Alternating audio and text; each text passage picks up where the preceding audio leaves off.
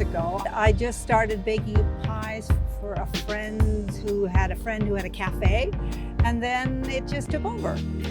And then I wrote David and help me now, get over here. I need you to deliver and do all this stuff. And that was kind of how it started. And 4 years later, I'm still here.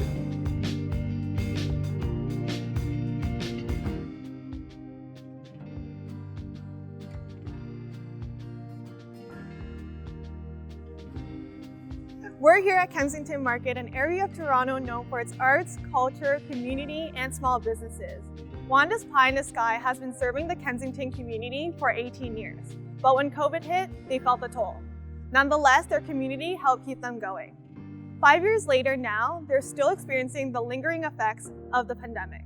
Community is everything. You can see there's a surge in some mental illnesses because people are isolated and they don't have that connection. And connection is absolutely the most important thing. And I think we have suffered it, and hopefully we've learned the importance of it through what we went through within the pandemic. So we have tried to maintain local is the most important thing that you can do. I mean, there will always be places like this that encourage connection between people, different points of view. It doesn't really matter, but everybody can get along by having a nice slice of pie. A sense of community isn't just built through pies alone. Other small businesses are bringing people together through books, music, food, and drinks. They had a lot of books. So I thought, I'll open a bookstore. How hard can it be? So I went around looking for a place, found this particular location on College Street, which I just love because it's very strangely shaped, and just put up some shelves and opened a store. And that was almost 14 years ago. Here at Zellers & Newell's, a secondhand bookstore in Toronto, Peter uses books and music to build meaningful connections with his customers and create an atmosphere unique to the shop. So I'd been open about 3.5 years, and business was slow. And I needed something to bring customers in, and I'm not really a fan of book-related events, but I love live music. And at that point in town here, an awful lot of live music venues were closing. They were closing almost weekly. A local trumpet player named Tim Hamill, the player, was a customer of mine, and he had mentioned once that music would probably sound great in here. So I booked a guy named Kevin Quain, who's a great singer that I knew, and it was quite successful. And Kevin noted that this room sounded great, and we just sort of did the one, and then just carried on from there. And I had to go 18 months without doing any live music. And I realized how important that was to me personally, and also to the store. So it renewed my enthusiasm for the live shows when we finally were able to do them again. However, when the COVID-19 pandemic hit, small businesses feared the worst. Well, the first thing I thought when COVID happened was that, well, that's it. Say goodbye. I did not imagine that I would be able to survive at all.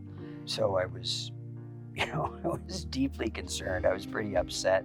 And then my worst fears were not realized. So I got incredible support from the community, from my longtime customers. And I would get orders from customers. So I'd be filling boxes of books. Someone would e-transfer me a bunch of money and say, just put together a box of books, can you bring it over to us? And I would do that kind of thing. I had a whole lot of people send me money to buy gift certificates that have never been cashed in. Gift certificates for books or gift certificates for admission to concerts. A large percentage of my customers are repeat customers. We've been able to get a lot of people who like what we're doing, who come back over and over, because we focus on a small number of things, really: literature, poetry, philosophy, and we don't do much that's contemporary at all. We take what we do quite seriously, and we're serious about the books, and we care about the books, and we're very picky about the quality of the books, but we don't take ourselves very seriously. There's a lot of joking around in here, and we try to make it sort of a lighthearted environment as much as we can. We had some big struggles in that, we were closed for 3 months, and then when we reopened, you had to have seating that was ventilated. And we had the restrictions of seating, the restrictions of people not coming out. and Most people would have felt that. we're still recovering, and now with the prices all going sky high, we have to keep raising our prices, and we haven't been doing it enough probably. We kind of get shocked when we see what other places are charging, and we have to do it. Wages go up, all the things you have to keep abreast Still try of. to make sure that people look value. Because we have a high labor component as well, so everything's handmade. There's no machine-made things, and the quality of our ingredients we don't want to compromise on. So it's been a struggle. Juan and I, we have no children. These are our children here. Yeah, I think there's a lot of loyalty, and people were very understanding when they used to have to wait in line and they couldn't sit down. I really was actually impressed, and I found that our staff, they would tip really generously, because they knew that people were working under those conditions. That's one thing I really noticed. We get a lot of first dates here. I mean, we've had people meet and get married. They met here. Yeah. We've even had staff members that have met here, and now they're married, have kids. We get a cross section, and I think that's part of the charm of having a place that's open to so many different people. While some businesses withstood the pandemic and continued to serve the community, others weren't as fortunate.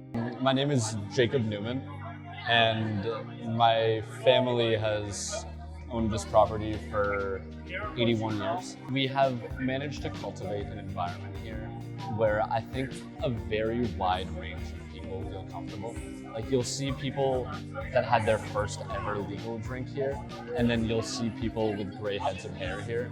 And I think that's kind of the beauty of this place, is that we've got all different cultures, all different ages, and it's a great representation of the city of Toronto, to be honest with you, because that's what the Imperial Pub is. It's a place for anybody to be. It's one of those third spaces. There's the smell that was baked in from cigarettes of decades past. There's the jukeboxes. There's the old cigarette machines. There's sort of a vibe in here and a character in here that you can't fake. The history and the relationship they've built with customers are deeply rooted in the business. I think there's a lot of things that we do here that I would call romantically inefficient, is a term that I've used in the past. We pay for Ubers home at the end of the night for all the staff members. We never cut staff, and I think the reason we can do it partially is because we've been lucky enough to succeed here long enough to afford to. But I think part of the reason is because it means a lot to the older members of my family that we do things the way that it's always been done. And I think that's really been passed down, which is beautiful. And we would love to reopen, either as one single location, as multiple locations.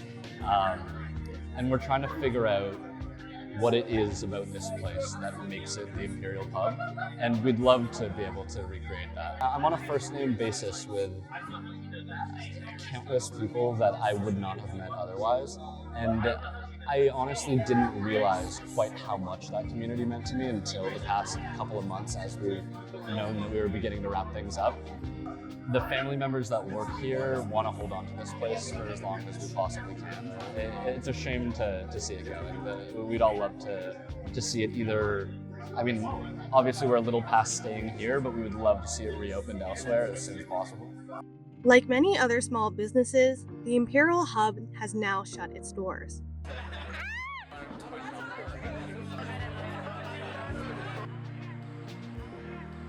It's not an easy time for small businesses, but their community keeps them moving forward. While the effects of the pandemic still remain, they're adapting and growing stronger ties with those in Toronto, shaping the city together. For the TMU Documentary Unit, I'm Lois Yu.